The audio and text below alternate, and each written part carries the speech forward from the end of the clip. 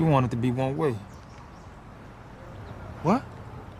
You want it to be one way. Man, I don't want know it to be one Man, way. stop. Stop saying that. But it's the other way. And the plot thickens as Rolly Romero coordinates a fight with Issac Pitbull Cruz. Yes, Issac Pitbull Cruz, bringing the young fighter up from 135 pounds to come and challenge Rolly Romero for his WBA title at 140 pounds. And Ryan Garcia, well, what can we say? They say if you play stupid games, you get stupid prizes. As the fighter has nothing lined up, 100% Rolly Romero now completely out of the picture as far as Ryan Garcia is having any aspirations of fighting him and challenging him for his title. At least it would seem that way. Jose Ramirez also taken off the table as Ryan Garcia has made it clear through Twitter that he will not be fighting Jose Ramirez. Only actual fight that Ryan Garcia seems to be interested right now is coordinating a fight with his promoter, Oscar Delahoya. So what does the young 140-pound contender do at this point? And is this Rolly Romero and Issac Cruz fight going to meet up to the expectations? I think it might. Sounds like an exciting fight where somebody should get stopped, and the casual fan loves to see someone get stopped. But at the end of the day, it's a whole lot to unpack. But you know how we do it. It's your boy Claymore Rain. This is the ATP Combat Media Show. Let's go.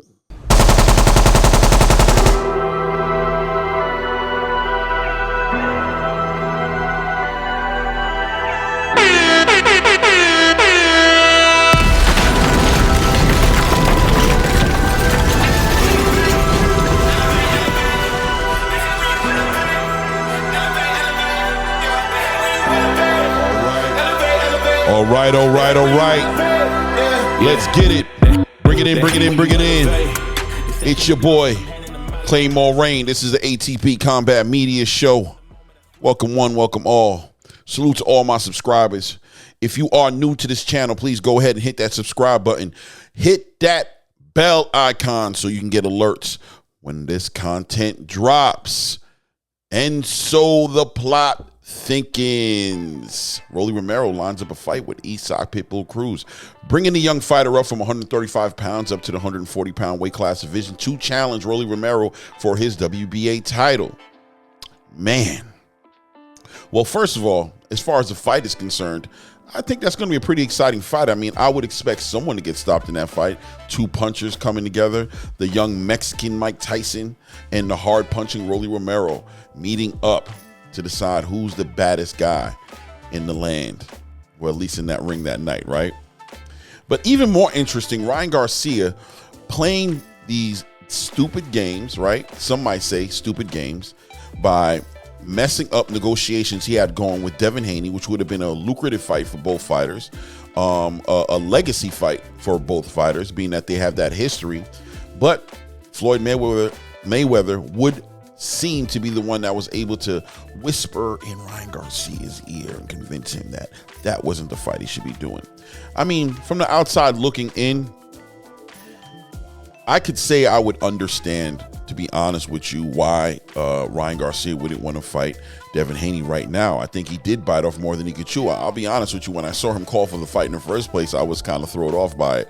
Just like, oh man, he's either clout chasing or this kid really has the heart of a lion, just really trying to put himself in the crosshairs of the most dangerous fighter he could probably fight right now, especially with his performance from Oscar Duarte, and him even admitting himself that he wanted to continue to work with Derek James to improve his skill set. He had so many holes in his game against Oscar Duarte. I thought he'd want to be more of a complete fighter going against Devin Haney, but regardless, giving him credit to want to challenge the best and be a champion in the division, he did call out Devin Haney. We thought that was going to work out, but you know, Floyd Mayweather and him got real close. All of a sudden, he changed his mind after instructing Oscar Delahoya to reach out to negotiate with Devin Haney's team to coordinate that fight.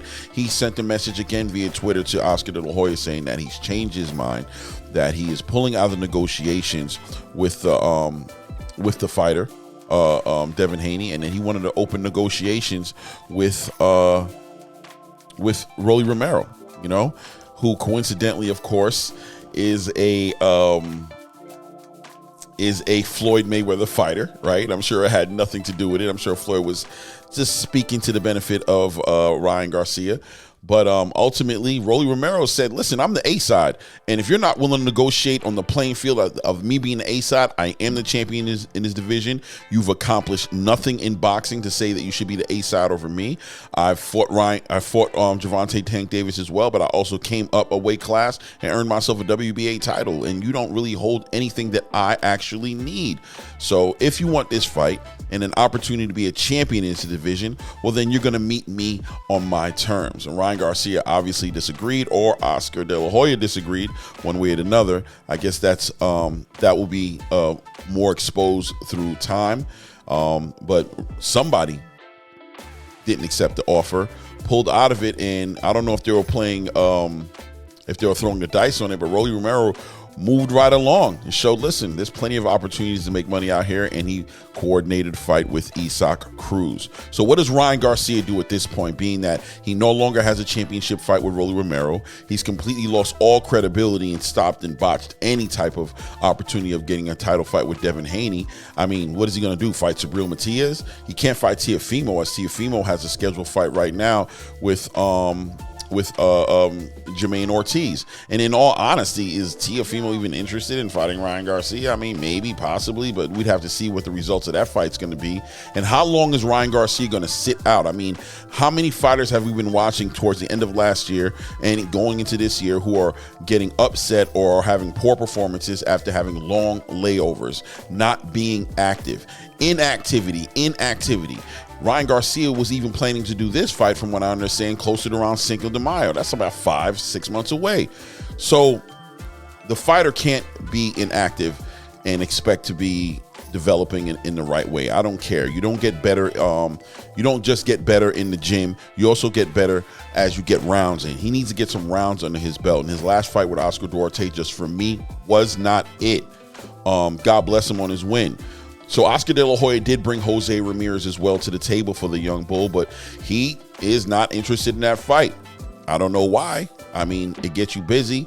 He's a contender. Although it's not for a title, you need to fight somebody. It's not going to be Subriel. Teofimo hasn't even won or lost his fight against Jermaine Ortiz. Devin Haney's no longer interested in fighting you, I'm sure, at this point. Who wants to play that game with you? He has mandatories in Sandor Martin, and he has supposedly Adrian Broner is in the conversation now as a potential fight as well, who'll probably give him the same results as Issac Cruz does to Rolly Romero, as far as selling some tickets, bringing some excitement, some exciting press conferences. Adrian Broner's not a slouch. He's not who he used to be, for sure, but at the end of the day, being that he doesn't need to defend his WBC title for another 11 months, supposedly, it looks like if he was a coordinated right, that he would be able to slip in Adrian Broner, into the picture, get a fight with him, and then go ahead and move on and fight Sandor Martin. More fights, more money, more experience, more acclamation, only benefits the champion. So we got to see how it pans out at the end of the day. But I'll tell you what, Ryan Garcia does need to get active. And if it's not going to be Jose Ramirez, I am asking, who will it be? The 140-pound weight class division is a super stacked division filled with nothing but good contenders. And in my personal opinion, I got to be honest with you guys, I just don't see Ryan Garcia competing with these champions in that division. I believe Rolly Romero was his best opportunity, and even Rolly Romero could have stopped him. I think the young bull is painting himself into a corner. I think he needs to get some stability in his camp. He needs to have some faith in his promoters. They're the only ones outside of Golden Boy. They're the only ones inside of Ryan Garcia's business that have actual vested interest in his success. And as long as he's making enemies with his promotional company, making enemies with Oscar De La Hoya, that just doesn't seem like that's going to work out for him in the long run. Floyd Mayweather's not your promoter, and nobody else outside of Golden Boy is your promoter, and you're bounded by a contract. So I'd advise him to settle down and work with his team.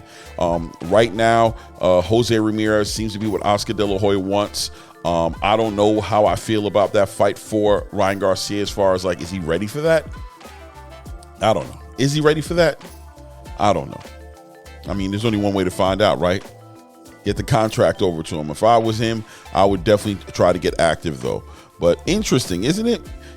Rolly Romero bringing up Issac Cruz from 135 pounds to 140 pounds now. Also, that kind of neutralizes the whole idea of Tank Davis fighting Issac Cruz, right? Which, let's be honest, lackluster. Nobody really wanted to see that rematch. Everybody pretty much understands what would happen. Gervonta Tank Davis being able to go ahead and defeat Issac Cruz with literally one arm, being that he broke his hand during that match. With two hands, we can only expect, worse than what happened the first time, right?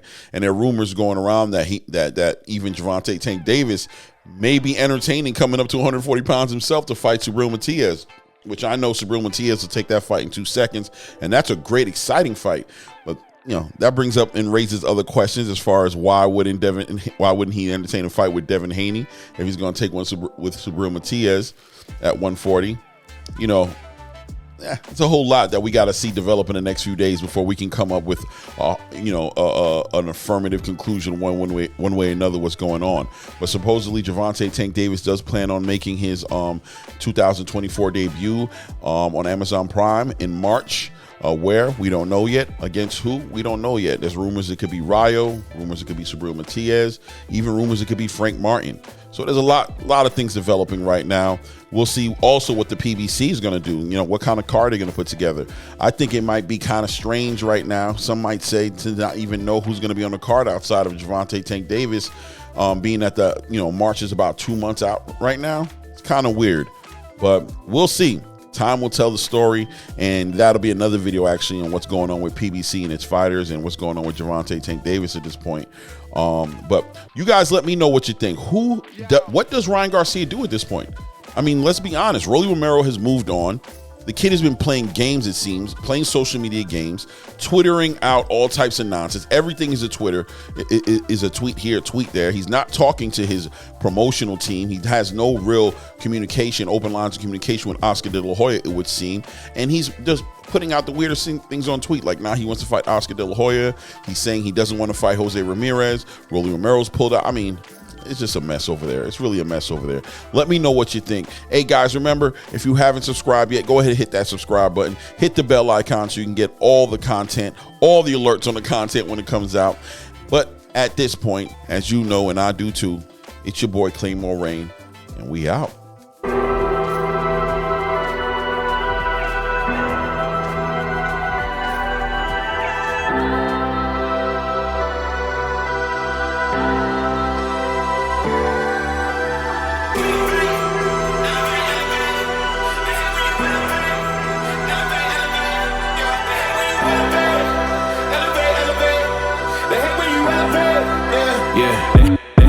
They hate when you elevate. You're stacking up losses, I'm handing them out, yeah, I had to go delegate. It feel like I'm floating, I'm lost in the moment, I